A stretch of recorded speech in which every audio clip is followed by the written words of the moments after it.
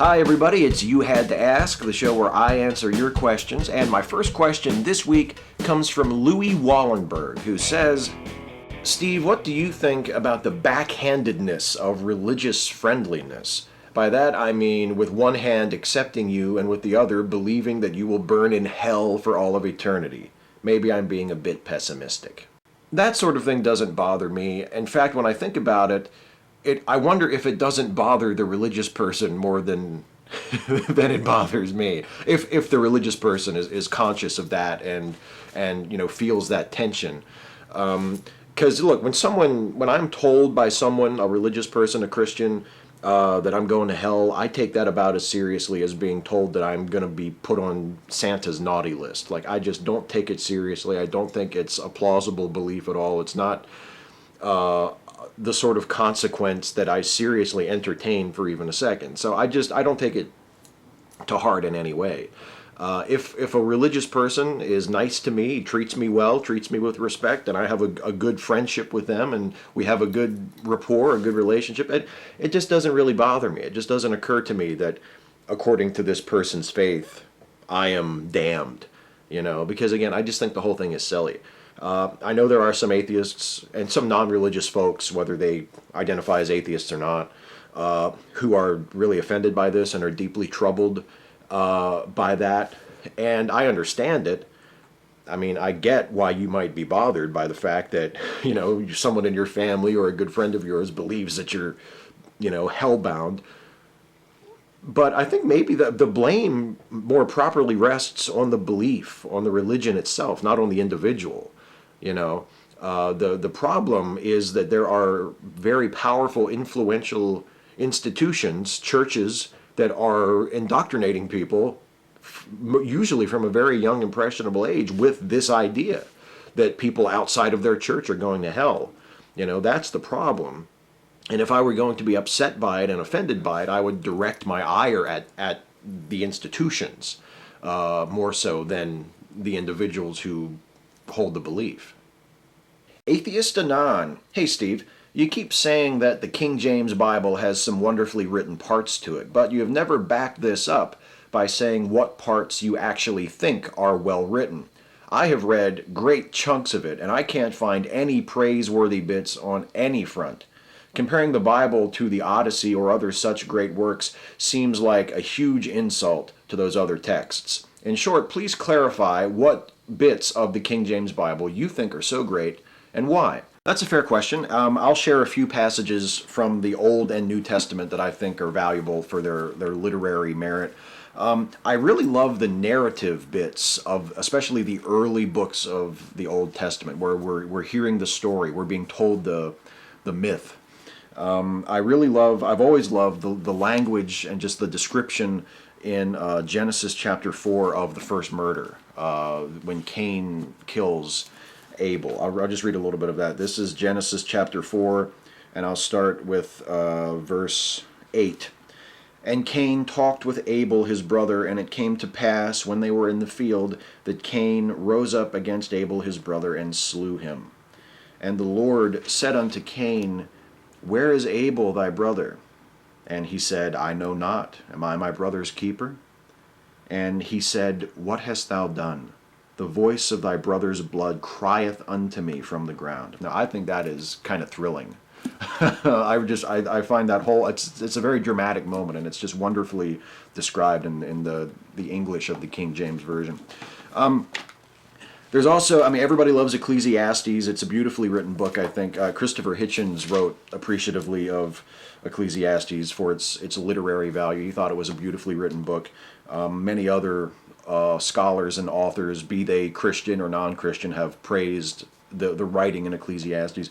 Probably the most famous section of that is the beginning of chapter 3, which reads, To everything there is a season, and a time to every purpose under the heaven, a time to be born, and a time to die, a time to plant, and a time to pluck up that which is planted, a time to kill, and a time to heal, a time to break down, and a time to build up, a time to weep, and a time to laugh, a time to mourn, and a time to dance, a time to cast away stones, and a time to gather stones together, a time to embrace, and a time to refrain from embracing, a time to get and a time to lose, a time to keep and a time to cast away, a time to rend and a time to sow, a time to keep silence and a time to speak, a time to love and a time to hate, a time of war and a time of peace. Again, I just think that's a poem. I just think that's a beautiful poem.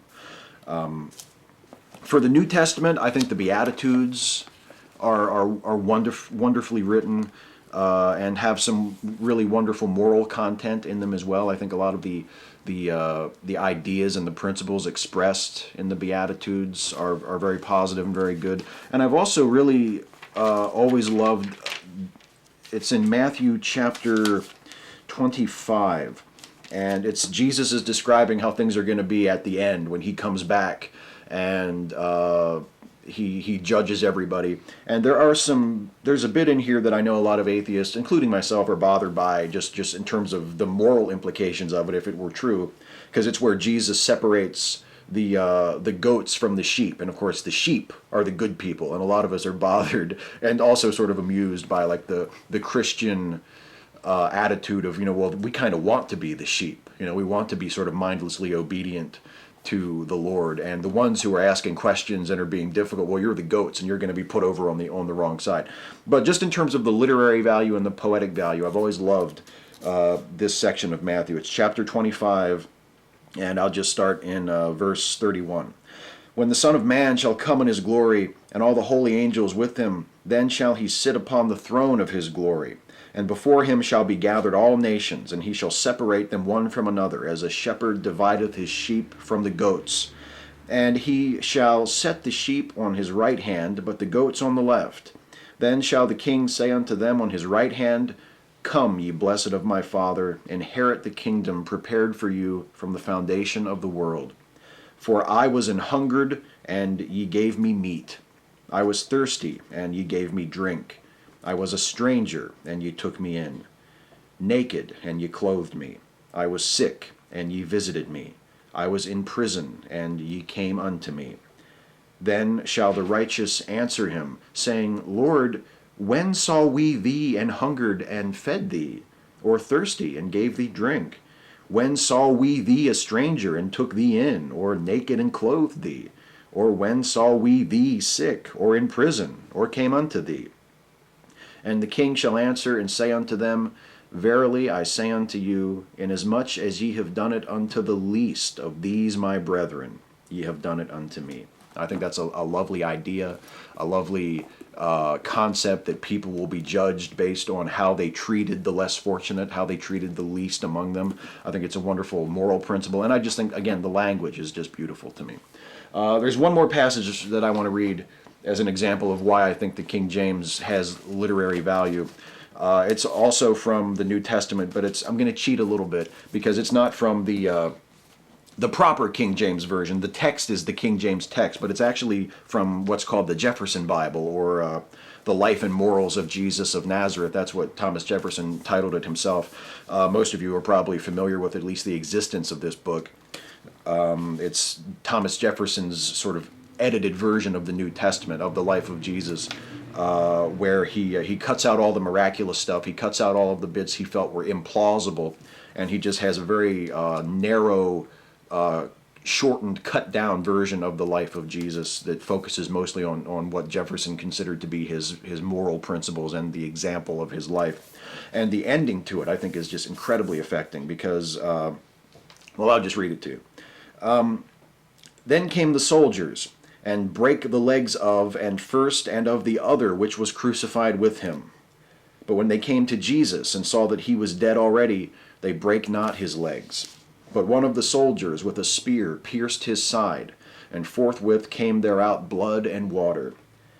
And after this, Joseph of Arimathea, being a disciple of Jesus, but secretly, for fear of the Jews, besought Pilate that he might take away the body of Jesus. And Pilate gave him leave. He came, therefore, and took the body of Jesus. And there came also Nicodemus, which at the first came to Jesus by night, and brought a mixture of myrrh and aloes, about 100 pound weight. Then took they the body of Jesus, and wound it in linen clothes with the spices, as the manner of the Jews is to bury. Now in the place where he was crucified there was a garden, and in the garden a new sepulchre, wherein never yet man had laid. There laid they Jesus, and rolled a great stone to the door of the sepulchre, and departed. And that is the end. No resurrection, no ascension, no final glory. That's the end of the Jefferson Bible, the death and burial of Jesus. I think that's just an incredibly affecting ending to that story. A much better ending in that version than in the actual gospel version. So those are just some examples. Look, I'm not saying that the King James Bible is the greatest thing ever written. I prefer Homer as well. You said you don't think it's fair to compare it to the Odyssey. Look, I would take the Odyssey over the King James Bible easily. And you're right, there are many, many, many passages of the King James Bible that aren't as beautiful, as valuable for literature or for poetry as the bits I read. And maybe the bits I read don't really mean anything to you either. It's a matter of taste, you know. To my taste, to the things I like, to my view of language and poetry and rhetoric, the bits that I read and many other bits in the King James Bible are absolutely beautiful and valuable and things that I treasure. But yeah, it's a matter of taste, you know, and I'm not saying it's the greatest thing ever, but I am saying that it deserves to be considered seriously and studied seriously as literature, not just as holy scripture or as, you know, an inviolable, unchallengeable authority on history or morals, because clearly it is not that. But it is, I think, important literature, and in many instances, in my opinion, really, really beautiful, great literature. Jericho McCune. Hello, good sir. I just discovered your channel, and I have to first commend you on the level-headed way you discuss things, at least in the handful of videos I've made it through so far. It made it easy to subscribe. My question is a follow-up to the question on this video about religion being good, and how most, if not all, of those positive aspects can be found outside of religion as well. Do you think the same could be said of many of the negative aspects of religion? I'm neither pious or old, but I love to study both religion and history, and it seems to me that nationalism, culturalism, and other systems of belief can and have been used almost as effectively as religion to do widespread harm, the big caveat being religion's ability to cross borders more easily. Additionally, I have a number of atheist friends that believe cancer can be cured by sodium bicarbonate or some other equally ridiculous pseudoscience, which seems odd to me because I think that mindset isn't too far removed from believing in an intrusive, omniscient being that cares whether my team wins the big game. Thanks, Jericho. Well, first of all, thank you for saying nice things, and thank you for subscribing. Welcome to the channel. You're right. I would agree with you that just as the positive things we can derive from religion are not unique or original to religion, so are the negative things. I also agree with you that one of the reasons that religion is maybe unique and is different, maybe worse, we might say, than something like tribalism or ethnocentrism, something like that, is that it can cross national boundaries, it can cross cultural boundaries, and religion, especially large religious institutions like Christianity, like Islam in the Middle East, they are particular institutions or particular types of institutions. They have long histories, they have long established authorities, they have very access to great wealth and great political influence, and they're just able to exert a lot more influence and power on people and on lesser institutions than other things. So religion is unique in that aspect. But yeah, the idea of giving people a line to put themselves on one side of and other people on the other side of, I mean, no, religion is not the only thing to have ever done that, and religion is not the only thing to have been exploited by people to negative effects. Religion is maybe also unique because it's founded and depends on getting people to believe things that are either demonstrably untrue or are unfalsifiable and therefore should not be accepted as truth. And that's one of the things that makes religion powerful and difficult to defeat in the minds of credulous people, and it also makes it dangerous. Because if you can get people to believe in things that are not true, or that they have no reason to believe in, and then use those beliefs to justify their actions, I mean, you can really get people to do and believe in anything. That's one of the things that makes religion so dangerous, and also makes it such an effective tool for that sort of a thing. And yeah, your point about atheists, there are plenty of atheists, and I know this from comments on my other videos about different subjects, plenty of people who are very strong, committed, outspoken atheists, who are also conspiracy theorists, who believe in pseudoscience, who believe in alternative medicine. So yeah, just because you're an atheist doesn't mean that you can't be a superstitious conspiracy theorist person, doesn't mean that you can't be, you know, tinfoil hat wearing, frightened of nature sort of a person. Not at all. It's not a defense of that.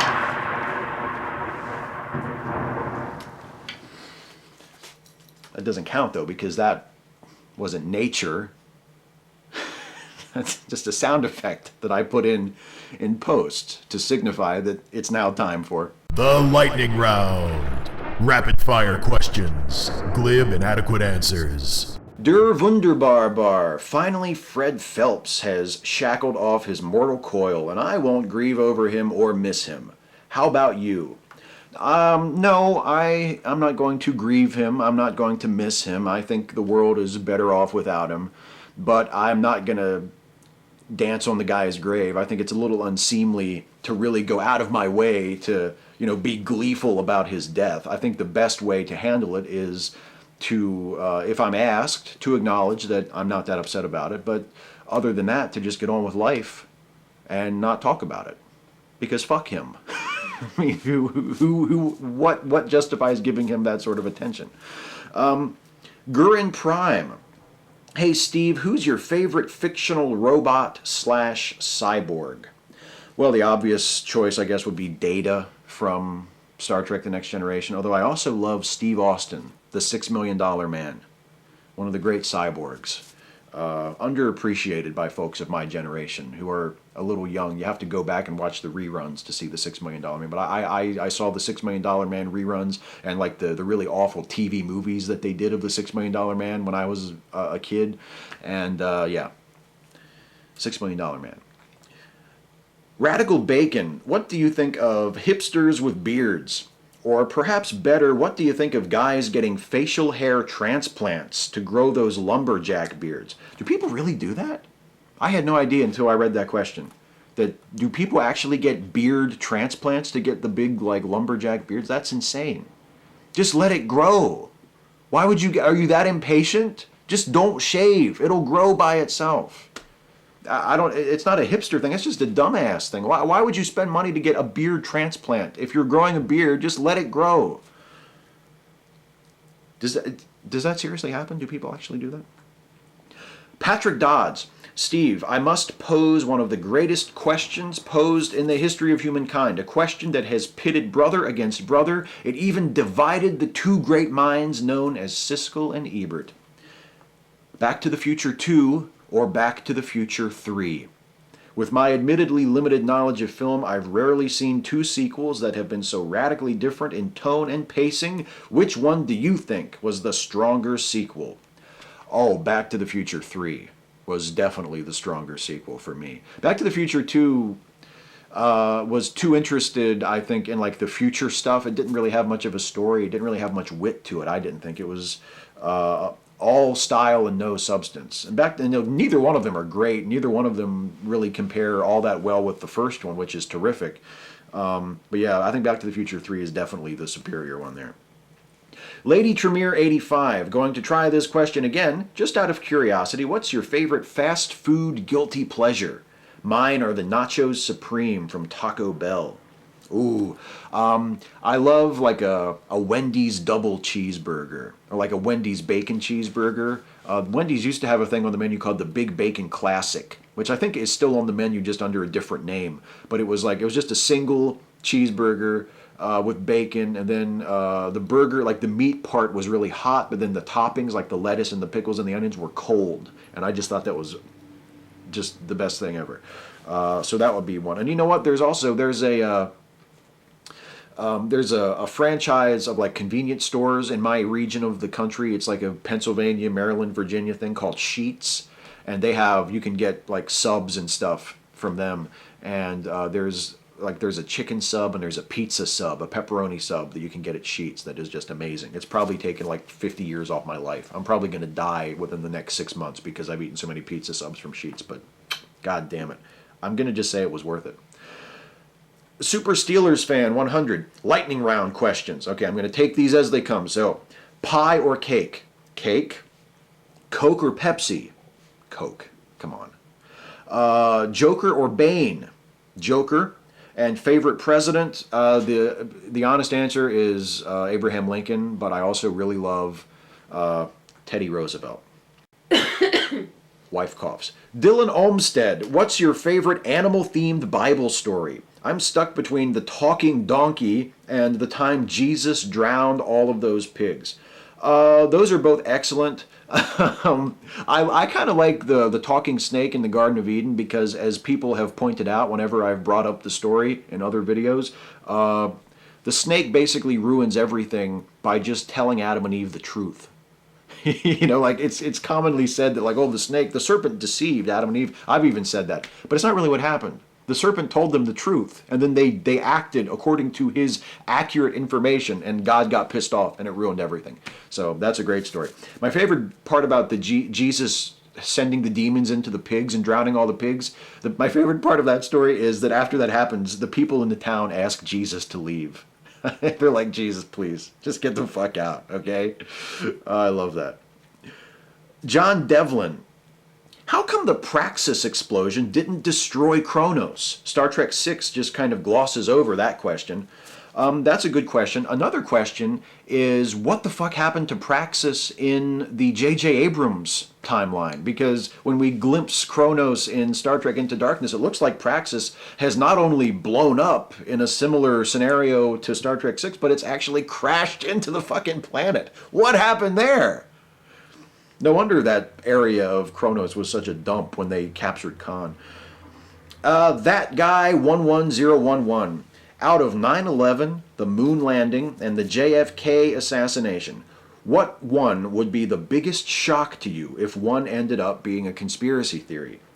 Oh, the biggest shock to me of those three would be the moon landing, for the simple reason that not only is there a mountain of historical evidence and eyewitness evidence to establish that we went to the moon and landed there 6 times and the people came back, but they left reflectors, they left mirrors on the moon that you can witness people bouncing lasers off of to this day. Like there's evidence right now that you can use to verify that people went to the moon. So it's not just historical evidence, it's real-time actual evidence that you can test right now proving that we landed on the moon. So if that turned out to be a conspiracy theory, that would be a huge, huge shock. And plus also, I guess the Soviet Union would either have to have been so stupid that we fooled them with it too, or they would have had to have gone along with it for some reason. Like the moon landing hoax is just the most preposterous conspiracy theory I can think of off the top of my head. So that's it for the questions. Before I get out of here, as always, I'm going to do a shout out, and the shout out this week is a little different. It's very special. Some of you might be able to guess what it is, especially if you've read the description. It's not to a person, it's not to a channel, it's to an event. The event that is this weekend that I am so happy and thrilled and excited to be taking part in. It is none other than Madness, Mayhem, and Charity 2014. If you're watching this video on Friday when it's first uploaded, that means that Madness, Mayhem, and Charity 2014 starts tomorrow. It is March 29th and March 30th. Now, I am hosting an hour of MMC this year. My hour is from 11 a.m. to noon Eastern Time on Sunday. I would love for you guys to watch my hour and to donate lots and lots of money to the charity drive during my hour. It would be so thrilling for me, for my hour to be the most profitable hour of all 36 hours. But I want you guys to watch and to donate as much as possible. The event itself kicks off on Saturday, March 29th, at noon Eastern Time. That's when it starts, and it runs all the way through the rest of Saturday and all day Sunday. So there are so many great YouTubers that are taking part in it this year. Obviously, DevShell2 is going to be there as always. It's his deal. It's his baby. He's the organizer. He's the genius behind this whole thing. He deserves just an incredible amount of credit and respect for this, and I'm so glad that he allowed me to take part in it this year for the first time, and I hope that I can take part in it for many, many years to come. So he's going to be hosting, I believe he's scheduled to host 2 hours actually. He's hosting one of the first hours, and he's also hosting the last hour. The Peach is going to be there. Jacqueline Glenn is hosting an hour this year. Skeptic Fence Show is doing it. Gin and Tonic Show is doing it. Creationist Cat, my old nemesis, is coming out of hiding and is hosting an hour. So check out Creationist Cat's hour. See how he does. See if he, has anything interesting to say. Dick Coughlin, the great Dick Coughlin, is hosting. Actually, he's coming on right after me, which is kind of cool. I didn't have anything to do with the schedule, but it's the Peach, and then it's me, and then it's Dick Coughlin. So how's that for a murderer's row of awesome YouTubers hosting Madness, Mayhem, and Charity? Serious Mind. I mean, there are so many great YouTubers taking part. Soretta Yuki, Meridian Frost. I mean, I know I'm leaving people out, but there are so many great YouTubers taking part this year. And the whole idea is to raise money for the International AIDS Vaccine Initiative. So you can see us all starting at noon on Saturday at vaughnlive.tv/fighthiv. That's where you go to watch the event live as it happens. I'm hosting from 11 a.m. to noon Eastern on Sunday, but please, if this is your type of thing, if you have the time and the interest, watch the show. Watch as much of it as you feel like watching, and donate. Go to the fundraising site, which is going to be linked in the description box of my video right now. It's also going to be on the Vaughn Live TV page during the live webcast. If you have $1 to donate, if you have $5 or $10 to donate to this wonderful cause, please, please, please, I urge you to do so. I would love nothing more than for this to be the most successful, most profitable Madness, Mayhem, and Charity drive that they have ever done. It would just thrill me to no end for us to not only meet our goal, but for it to be the most successful ever. So that's the shout out. Watch me, watch all of us this weekend, Madness, Mayhem, and Charity 2014. Now, I will be back next week to do this all over again, provided, of course, that you guys ask me some questions that I can answer. So please, leave a comment on this video. Ask me a question for next time. Ask me anything about anything. Nothing is too serious. Nothing is too silly. I will answer as many of them as I possibly can. And I will see you guys next week, and I hope I see you guys this weekend for Madness, Mayhem, and Charity. Take care.